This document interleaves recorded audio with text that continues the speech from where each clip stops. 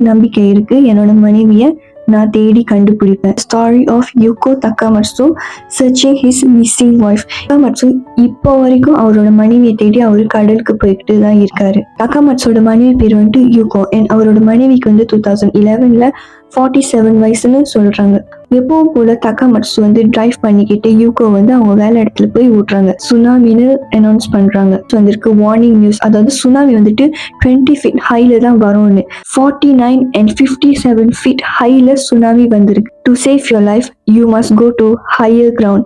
இதுதான் கடைசியா அந்த 12 பேரு கேட்ட ஒரு வார்த்தை. I you okay, I want to go home. இந்த லாஸ்ட் வேர்ட்ஸ் இப்போ வரைக்கும் தேடிக்கிட்டே தான் இருப்பாங்க. அவர் என்ன நம்புறாருன்னா அவரோட மனைவி வந்துட்டு அந்த கடல் உள்ளுக்கு தான் எங்கேயோ இருப்பாங்கன்னு. எப்படியாச்சும் யூகோ ஆசைப்பட்ட மாதிரி அவங்கள வீட்டுக்கு கூட்டிட்டு வந்துடணும்.